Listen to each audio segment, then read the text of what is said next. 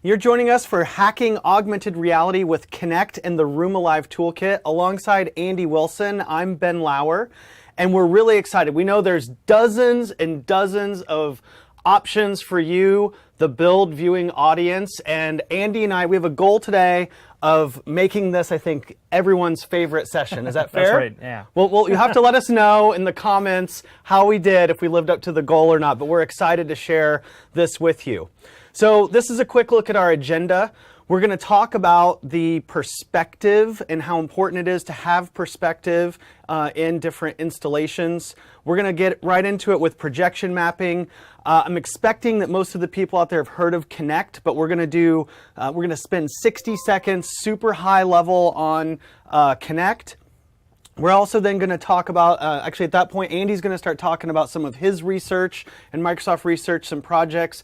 Maybe you've heard of them, IllumiRoom and Room Alive. And then we're going to get into it with the Room Alive Toolkit. We're going to talk about room setup, calibration, gray codes, and also more on projection mapping and a ton of demos. So we got a lot to get through, so hold on to your seats. We're going to have some fun. So let's talk a little bit about what we mean by hacking augmented reality. So maybe you've heard of a product that Microsoft announced back in January called the HoloLens, and we talked about holograms and these really amazing immersive things that you can do there with HoloLens. But the reality is that artists have been making interactive, or I should say, they've been making visually cool, what's the French? I don't know French. Trompe-l'oeil. Trompe-l'oeil. Yep. Trick of the eye effects for years. Maybe even centuries, right? Yep. With Yeah, paint and chalk. So let's take a look at some of these. So shout out to Axel P. Moeller, the artist who did this, gave us permission to use these. But if you notice here, this is a parking garage that he did in Sydney. It looks as if the up and out directions are sort of floating in the air. And then the photos at the bottom show how that was actually done. So again, the perspective, very important for creating this effect. Bruspup gave us permission to use his YouTube video here. Again, this Rubik's Cube with the right perspective looks like an actual Rubik's Cube, and then the trick is revealed here with the rotation. And then finally, artist Edgar Mueller, thank you for letting us use your images.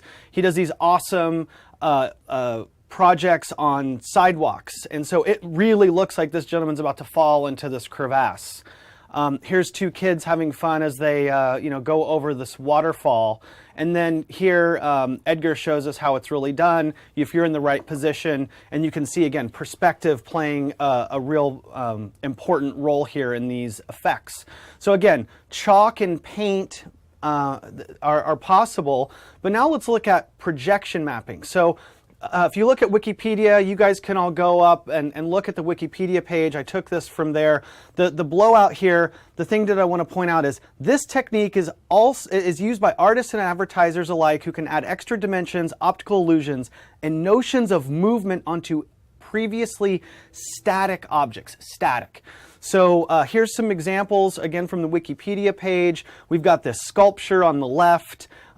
Adding these this textured look or this visual look. What I'm assuming is a casino here in the middle, drawing people in with projection mapping onto the building. And then this other church, very cool, lit up at night, again with projection mapping. But these are static. These objects don't move. Well, why is it important to talk about Kinect here? Well, we're going to add Kinect into these projection mapping scenarios here, and Andy's going to talk more about this. But with the Kinect, we can make these projection mapping experiences really interactive. And so quickly about the Kinect, if you're new to it, we have a really powerful SDK. You can program the apps in C++, C#.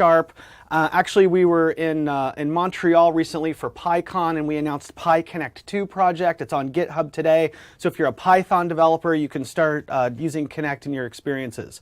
The Kinect sensor gives us data sources, we call them. We have depth, color, infrared, and even directional audio. We're not going to use the latter two here. We're really focused on depth and color, but again, the Kinect gives you all of those data sources. You can also use, if you already have an Xbox One with a Kinect, we came out with an adapter a few months ago that allows you to plug that into a PC. So you can use that. And then also on GitHub live right now, we've got this tutorial. So if you're new to Kinect and you want to get through the entire platform, this tutorial is really, really great. It takes you through all aspects of the platform end to end, and it's up on GitHub, so you can go take a look at that. And then finally, connectforwindows.com. If you want more information, download the SDK, check out our blog. How'd we do? I felt like about 60 seconds, but I wasn't timing it. So I think with that, I'm going to hand it over to you, Andy. Maybe you want to go over here and drive the slides. Right on. Talk a little bit about some of your work. So this is just a preview of some of the things that we're going to be doing with our new software. But what I'd like to do next is get into a little bit of some of the previous work that we've done at Microsoft Research. So we've been working with projectors and depth cameras for a little while with projects such as Lightspace, Mirage Blocks, IllumiRoom, Room Alive, Beamatron, and a few others. On the upper right here, there's just a quick vignette of IllumiRoom, and that's an interesting one that you may have seen. It uses a single projector and a single camera. And then Room Alive down below uses actually 6 cameras and 6 projectors to actually do an entire room. We can address both of these scenarios in the software we're about to talk about. So that software is called the Room Alive Toolkit. So we're very happy to announce that today. This is basically a toolkit that allows you to do interactive projection mapping. So can I just pause you for 1 second? Because Sure. I just want to get this plug in about how awesome this is for me. So last fall, I went over to Andy's office and I said, hey, Andy, you guys have all this awesome stuff that you've done using Kinect, and is there some way that we can make this available to our broader developer community? And those conversations led us to where we are today. So again, I just want to point that out, that you were awesome to work with on this, and you had done all this awesome research, and so we're really happy to be able to package that up in this toolkit and make it available. Awesome, great. And so one of the things that we've noticed is that the people are struggling out there a little bit to do some of these IllumiRoom and Room Alive scenarios by themselves. So what we're providing are some of the tools, and we support multiple Kinects and multiple projectors together in the same system. And we're focusing today mostly on the calibration aspects of it, because I think that that's one of the parts that people out there really have trouble with. Artists and creative coders and those kinds of folks have trouble with that. We're also delivering a projection mapping sample. This is a very simple little sample that shows you what you can do once you have the calibration. And it's going to be released under the MIT license. And here's the URL for the source code on GitHub. Go ahead and check that out today. And here's just a quick rundown of the components and how they fit together. It's a single Visual Studio solution. Everything's written in C#. And so we have calibrate-ensemble.exe, which is a program that you run to actually initiate the calibration. And it relies on a DLL here, Program Ensemble Calibration. And furthermore, we have this Kinect server.exe, which is running on each PC that's hosting a Kinect camera. Now your app can then talk to both of these components to pick up the calibration information and also get the color and depth information from each of your cameras on the network. And we'll go into this a little bit later in more detail. This other executable projector server, this is something that we're using today in calibration. And just a little tidbit, ProCam shortened projector camera. That's right. Yes. So taken together, projector camera. We like long names. Yeah. So projection mapping, this is just a problem statement, really just a quick way to encapsulate what it is. It's basically if you have a Kinect sensor that's sensing the geometry of the world, and you have a viewer here that's looking at the scene, and the teapot here is projected. The problem is, given the viewer's position and the geometry sensed by the Kinect sensor, and the fact that the projector is actually somewhere else in the room, what kind of image do you form on the projector such that this user from this position has the impression of there being a teapot sitting on this table? And this table could be real. So you must account for the regularity of the projection surface, the pose of the projector, and the viewer's eye position. So that's projection mapping. This is what the artists do. And in our software, we're essentially doing what the artists have been doing, the same sorts of calculations, but doing that at 30 times a second. So this is the minimal configuration. We think a lot of people are going to be looking at this because you might have one projector and one Kinect camera. It might be less likely you have 6 cameras and 6 projectors.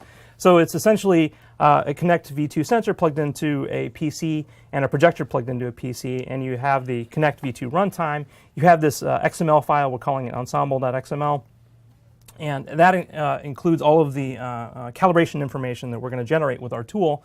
And then your application runs there, and the rendering is done locally. Now, going to M Kinects and N projectors, the situation gets a little more interesting, perhaps. Today, we will have support for distributing multiple Kinect sensors across the network, each plugged into its own PC. All of these guys are plugged into the same switch. And then we have the host machine again, which does all of the rendering to possibly multiple projectors. So the room diagram. So this is basically a little bit more of about the geometry of the Kinects and projectors and how they relate to one another. So the idea is now we have a projector that projects out into the room. We have a Kinect camera looking out onto that room. We're calling this right now a projector group. That's basically a projector and all of the Kinect sensors that can see whatever that projector, some part of whatever the projector displays. So that's a projector group. Another projector out over here someplace else in the room might have another Kinect sensor next to it, possibly a second camera, and that would be another group.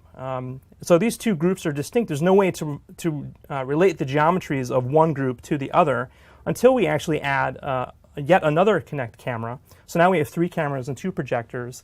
And now this particular camera that we just added belongs to both groups, and that's actually a critical feature of the calibration process, and that we're able to establish the geometries of the 2 groups together. So so this diagram just revises these 2 projector groups, and so these groups actually overlap. So taken together, we're calling this an ensemble, the 2 groups. So let's look into a little bit more detail on some of the components. The Program Ensemble Calibration.dll is really the core of the project. It has all the calibration code in it. It's using the calibration step to acquire calibration patterns and calculate the camera parameters of Kinects and projectors. That includes quantities like the focal length and the optical center of the camera, as well as the dimensions of the camera and so forth. These are things you need to know. So it also calculates the pose, that is the position and the orientation of all the Kinects and the projectors. And then we also use this DLO in runtime to basically provide ways to interact with the calibration results and pull out the things you need in order to do the correct rendering. So this is a class library. There's no UI to speak of. Now Kinect Server is another component. So it uses Windows Communication Foundation. So this is basically our tool to distribute color and depth data from each camera around the network. It has no UI today. Basically, you start it up and you forget about it. It runs on each PC with a Kinect sensor. So in my own work, I find it really handy to run a remote desktop on each of these PCs, and then you initiate the Kinect server. Here's just a real tip in your RDP options. Be sure to set the audio to play on remote computer. Otherwise, the Kinect SDK does not play very nicely, and that's a known issue in the Kinect SDK. So if you're going to launch any sort of Kinect SDK application on a remote desktop, you really need to be wary of this consideration. So obviously, it requires the Kinect from Windows V2 SDK, and today it gives you access to color, depth, and the camera intrinsics. That's the focal length, the principal point, and so forth, across the network in a fairly easy way. So projectorserver.exe is another one, another component that's run on the network, and that's analogous to the Kinect server.exe. It runs on every machine that has a projector. And today we only use that during the calibration step, and we're not delivering a distributed rendering framework today. This is basically a means to calibrate possibly many projectors, and it could be the foundation for a distributed rendering framework that we might deliver, or that someone could help us out with. The idea there would be, we can do something much more like 8 projectors, 12 projectors. You probably need to get off of the same single host PC at that point. So if you have more than 3 projectors. Calibrate ensemble.exe, that's a little bit of a UI. You can actually do the calibration without any UI, and the functions are all there. But to help things along and to help set up and configuration, we provide a very simple user interface as pictured here. And it allows you to run the calibration procedure, and it creates this XML file that stores the calibration info and allows you to view the results. So your application loads that XML file, and again, it does its own rendering today. We provide a simple projection mapping application that includes a bunch of Direct3D11 shaders that do the rendering, including the projection mapping and handling the depth image and converting the depth image to world coordinates and mesh and vertex data. So calibration, again, this is all about finding the position and pose of every Kinect and projector along with focal length and lens distortion. The projectors display what are called gray codes, and these are observed by all the Kinect's color cameras. That way they can establish the projector groups, like which cameras go in which groups with the projectors. And I'm not going to get into the details of how gray codes work. It's very interesting, but suffice it to say that what we're doing here is obtaining a series of depth camera 3D points and their corresponding position in each of the projector images. And so that's what you need in order to really perform a calibration. The calibration patterns are saved to disk. You can actually run the acquisition phase and then disconnect from your network or leave your lab, and then you can run the calibration procedure offline. So you don't even need access to your cameras and your projectors at that point to play around with the calibration. So let's do a quick demo of the calibration. And all right, so let's look at the demo of the calibration tool. So I'm in Visual Studio here, and I'm just going to hit Control F5 to run the tool. This is what it looks like. There's not much to see here. So the first thing we want to do is hit New. This allows us to create a new XML file. I'm just going to dial in 3 projectors and 3 cameras. And camera is synonymous with Kinect here. That's right, a Kinect sensor. And I'm going to create a new folder for this. All the calibration results are stored in a little folder I'm going to put here. And then I'm going to call that file I'm going to go into that folder first and then call that ensemble.xml. Okay, so that's good. So then what I'm going to do is I'm actually going to open that up in Visual Studio so that we can, so I can show you what that looks like. And let me zoom up just a little bit so we can see this a little bit more easily. So this is basically the layout of this XML file has a number of cameras and projectors listed. Okay, and so for each of these cameras, it has a friendly name, which in the lab, in the example that I'm going to show you later, I have 3 projectors, 3 cameras, and I call them center, left, and right. And then the host name or address could be something like, and the machine happens to be named Room Alive 0. And now you notice also the pose information here. This is actually a 4x4 matrix that would be familiar to anyone in using doing graphics programming.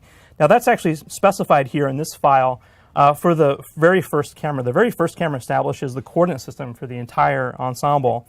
And so this is filled in for you. It assumes basically that the first camera is actually at this pose within the global coordinate frame. If you had some other reason to establish a different position for that camera, you could fill that information in.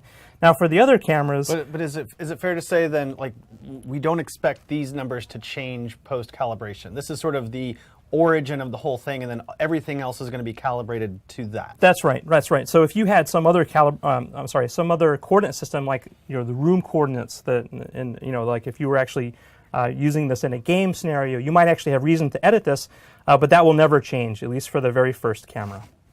So the other cameras don't have any pose information. That's going to be filled in later. So I can change that, and then right, and that sort of thing, and then fill in, change this from localhost.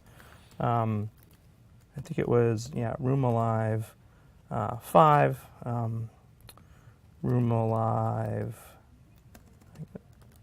3, and then, so that's it for the cameras. Now, so what I'm going to do now is open up the projectors. You have the same sort of scenario here where I can fill in the friendly names for the projectors. This kind of, you don't have to change these. It's just really nice to be able to do that. And And then the actual width and height here refer to the display dimensions. Those are things that will be auto-discovered by the projector server.exe. And then I'm just going to leave these as localhost right now because today we're doing local rendering. So I hit Control-S to save. I go back to my application, and then here there's a reload functionality. And then so it loads that. Now, so for the purposes of this demonstration, what we're going to do next is actually, we're not going to trigger the acquisition phase. I can do that here with this option. Because we don't have the cameras and the projectors here in the studio today, I'm not going to do that. So what I'm going to do instead... Also, we don't want to bore everyone sitting here making them wait a bunch, wait while it all happens. So that's right. But what I can do is show you a quick video of what that looks like in the lab. So when I hit Calibrate Acquire, this is what happens. Let me explain what's going on here. So we have 3 projectors. Today, in this example, these are all the same make and model. They don't have to be the same make and model. They can be different resolutions and so forth. And then 3 of the Kinect V2 cameras there. And these are just sort of casually placed. I didn't spend any time worrying about mounting. And then this other Kinect camera is actually is almost not used at all, or is not even relevant for this calibration. It's actually used as a head tracking camera for a demo that we're going to show later. So don't worry too much about that one. And so we need to arrange these so that that they overlap, as explained earlier. And I'll show you a little bit what that means. So play this video, and in a moment, these rectangles are going to show up. That's basically just a handy feature for you to be able to view the results. So it takes a snapshot from the color camera. Now, the center projector is now projecting a series of gray codes. So these are the gray codes that are used to establish this mapping from a pixel in the color camera to a pixel coordinate in the projected display. So that's a pretty critical feature. So now I've just sped the video up a little bit because it's kind of boring after you've seen a couple of these. So you just let this thing run, and then after a few minutes, it finishes. And so that's the acquisition phase. So at that point, we have, stop this, and I'll show you a little bit what we have with, so I'm going to switch now to this other calibration, which is, this is like a cooking show, right, where we pull the thing out of the oven and it's magically done. So we have a XML file here, which now has a bit more information. It has things like the color camera matrix and this kinds of things that are pulled off of each of the Kinect cameras. And then also we notice this directory layout. I don't know if we really want to get into the directory layout, but let me real quickly just show a couple of things that, so we have a directory for each of the cameras and then a directory for each of the projectors. The camera includes things like just the color image, make that a little bit larger, and the mean depth image, and so forth. And so you can, that's kind of useful to see what's going on there. The projector directory now has a directory within it for each camera in turn, and that includes the gray codes as viewed from each of the cameras for that projector. So that's basically all stored on disk. So it's kind of a large directory. So if we move over to the left camera, you'll see that it's a slightly skewed perspective now because you're viewing the center projector from the left camera, and so you would expect to not be able to see the entire projected camera. But it's important that one of the other cameras actually be able to see part of that projector. Okay, so that's the directory. So now at this point, but so after the acquisition phase runs, all that's created, and then the ensemble.xml is updated to have all of those intrinsics in there, and that's really it just has the intrinsic now for the Kinect camera, the Kinect sensor. So we haven't actually performed any calibration yet. So we've just done the acquisition. We've gotten some of the information we need. Now we need to go back to the tool. I'm going to open up that particular calibration setup that we were looking at, and I'm going to load that one. And then I would now hit Solve out of the Calibrate menu. I'm just going to open that up. So this is kicking off now the actual calibration, and you can see what's going on here is decoding the gray code images, pulling those off of disk for each of the views. So there's 3 cameras, 3 projectors, so that's 9 sets. And so that takes a little bit of time. And then the next phase, where it actually performs a bit of analysis to determine the visibility. So it says that projector center here is seen by camera center. Projector center is seen by camera left and camera right. So that's interesting. So now we have the center projector, and the projector group there of the center projector group includes all 3 cameras. And so this is like the bridge, the thing that establishes the glue between all 3 cameras in the 3 projectors. And we also have the left camera, the left projector and the right projector. So this next bit here shows the actual camera matrix associated with the projector. So that includes the focal length of the projector and also the center from an optics point of view, the optical center of the projector. This numbers look kind of funny. The optical center is, so this is a 1280 by 720 projector, which puts the middle of the x-coordinate, the horizontal axis at about 620, which seems reasonable. But then this negative value is really interesting, and that's because when you look at a projector, the optical center is actually off screen. This is why when you put a projector down on the desktop, it actually doesn't project into the desktop, but above it. It only uses the top half of the lens.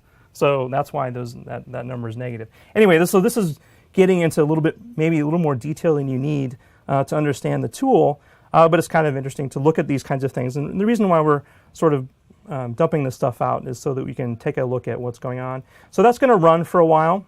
It performs calibration for each of the projector groups in turn. So that's going to be running for 3 times. And then it actually does a much more involved global optimization over all cameras and projectors to establish, just to make sure that everything's nice and tight. So I'm going to let that run now for a little while. But what I can do while that's running is, because this is actually a fully baked. Actually, what I think I'll do is stop this calibration just by exiting the program and then reloading that one. Then I'll show you a little bit of the results, which are kind of fun to look at. So this other pane, which I haven't mentioned, is showing you. Remember, it flashed up those images for each projector that had the projector name. It also has the reticle for each of those. So we have. So I can use WASD and the mouse to rotate. Also E and C to move up and down in the scene. So this shows us the data that's collected, the color and the depth data emerged for all 3 projectors and cameras. And so you get an idea of the quality of the registration. It's not too bad. You know, we're not doing any color calibration, so there's a little bit of color mismatch because each camera has its own white balance. So that's something we can look at in the future. So then this menu up here deserves some comment. So right now this graphics pane here is under a fairly traditional perspective graphics camera, but because we know now the camera matrix for each of the projectors, we can actually dial in a completely different projection matrix that goes with each of the projectors. And so I think this is a really interesting view. It sort of shows you the quality of the registration for the projector, because what this view shows you is the view of the room from the projector's point of view. Now, because it's a color image acquired from the Kinect sensor, it's actually, that image was actually acquired from some other place, right? Not at the same place as the projector. It could be on the other side of the room. And so we're using all of the math that we just did to synthesize what that image would look like from the projector's point of view. So these words here, the center and then this reticle here, the sort of running along the outside, is not rendered by this graphics, this routine here, but is really captured and baked into the color image.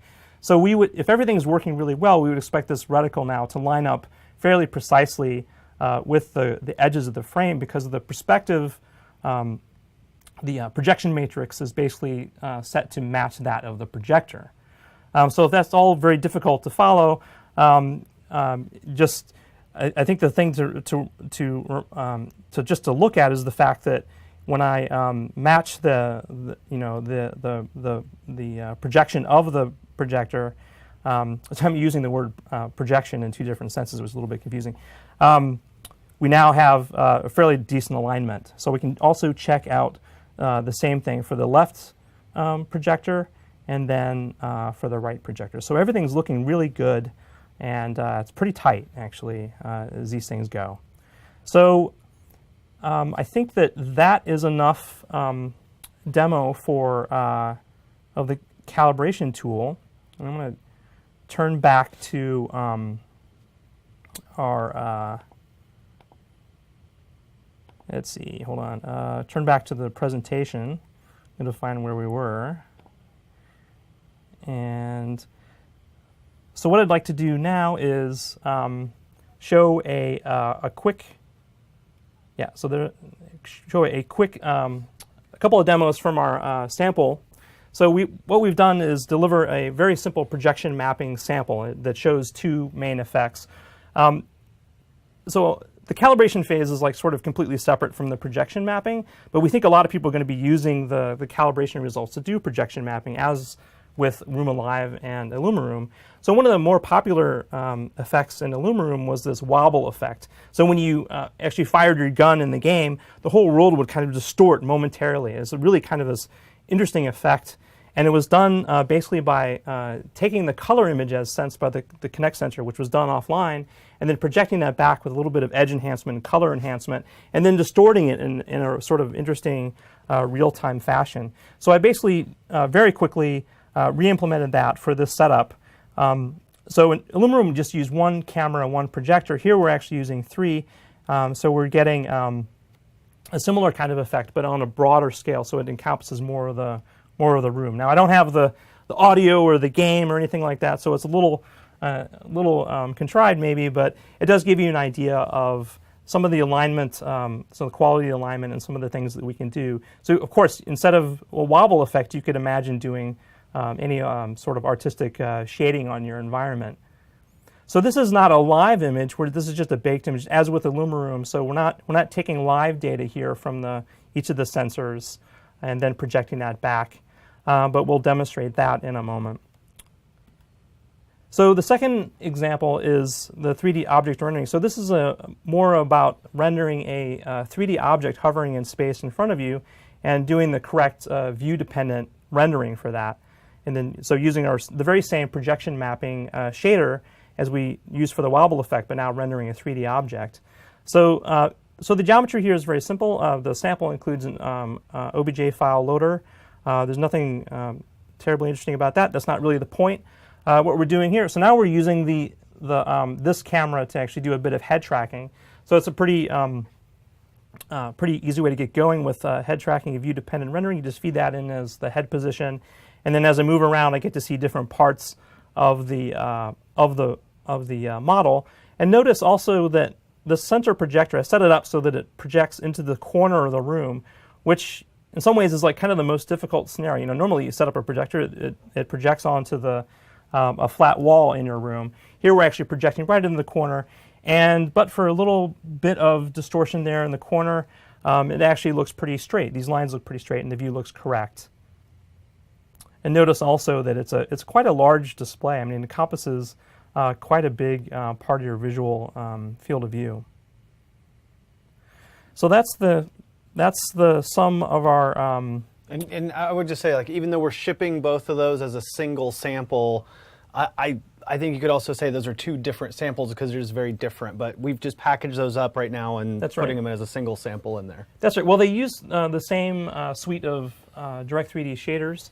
And so it's actually, there's a lot more common to each of these samples than you might think. So the basic calculation that it's doing is pretty much the same. Yeah, and one thing to add is that with the 3D object rendering that we're looking at here, I wasn't actually in the lab when you were shooting the video, but if I ran through the scene in there, or if I got in there and jumped in, you would see this object then projected not only on the walls and on the furniture, but also onto me. Yeah, that's a great point. Thanks for mentioning that. It's a really important point to remember that in this particular example, the depth and color, well, actually just the depth information in this case, is being read in from each of the three cameras in real time, so that if somebody walked into the scene and moved this chair, for example, it would update in real time. The viewer would not really notice the difference. It would just sort of take that in stride. And I think that's one of the ways that this system differs from some of the projection mapping software that's out there already. Typically, with the projection mapping software out there, it's not a 3D problem. It's like you've taken you know the position of the camera. You're shooting a large building, say, or a church, as in the example we showed.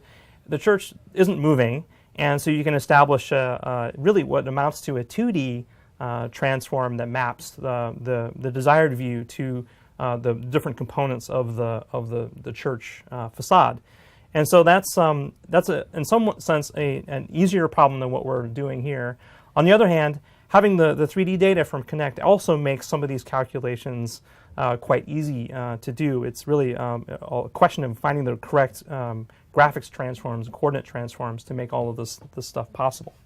So it's interactive projection mapping, interactive in the sense that you can go in and move things around, and it's all being done. Every frame is essentially a new problem. We're doing, again, as I said earlier, we're doing that projection mapping problem that artists have done essentially at video rate. So that's the sample. Just a quick few words about future work before we close. There's lots to be done. You know, the source code is certainly still very much in flux, and I'm making changes all the time. But some of the higher level things that would be nice to see. Right now, we have a Kinect server implementation that really is just tuned so that I can get the calibration work done. It's not a full implementation. There's lots of things missing, like there's no support for the body tracking in the server, the IR image, and that sort of stuff. That's pretty easy.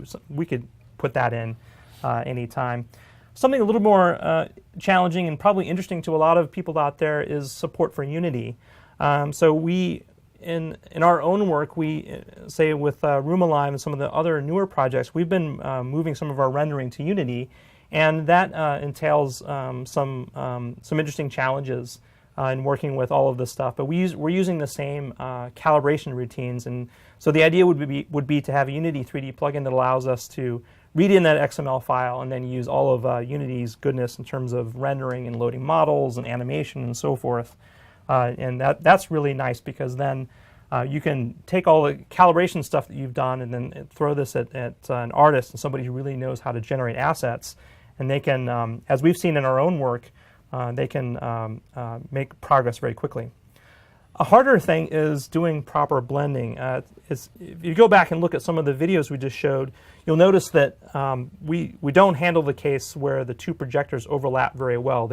Essentially they project twice over that scene, so you actually see some brighter images or brighter areas there where we're actually projecting twice over the same little area. Now that's something that I think really needs to be addressed. Now there are other people that have looked at projector blending, and if you wanted to set up a bunch of projectors and then project onto a flat surface, this is a little more challenging here now because everything is in 3D, and as we were just talking about, everything is interactive 3D, things can change, and so it's not a question of finding a single static way to carve up the projected images. You actually have to change that in real time, because as things move, let's say, forwards and backwards in front of the camera, that the place where you would want to carve up the projection actually changes. So it's a harder problem, and that's something that would have to be computed sort of on the fly, perhaps best computed in one of the shaders. So I think the harder thing actually is to nail the color calibration. I think it's pretty obvious in some of the examples that the color, we're not handling color calibration at all. So there's a couple of issues there. One is the color calibration of the projection, color calibration of the cameras. Right now the cameras all have their own white balance. We need to nail that down.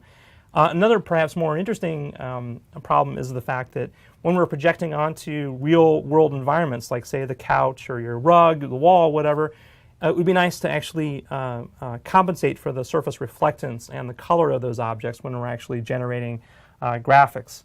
We did a little bit of that in the IllumiRoom. It was very simplistic. There are much more interesting and capable models out there. We've got none of that stuff right now in the Room Alive toolkit, and so that's something that would be nice to add. So anyway, let's go out there and start projection mapping. There's the URL again for the source code, and show us what you create. Send us a tweet or whatever communication mode you like. We're open to feature requests, issues, and pull requests. And again, here's the Kinect V2 SDK URL, and I think that's all we've got today. I think there's one more plug that I forgot to make earlier. If you go out to projection-mapping.org, right? Oh yeah. It's a group of guys that have they're doing a really awesome job bringing all these cool images and videos of people doing very cutting-edge projection mapping work. So again, projection-mapping.org if you want to get some inspiration and see some of the things that people are doing in this space. Yep, great. Yeah, so thanks again for watching, and please check out the project on GitHub. Let us know your comments, and hopefully you have some fun with interactive projection mapping. Great, awesome, thank you.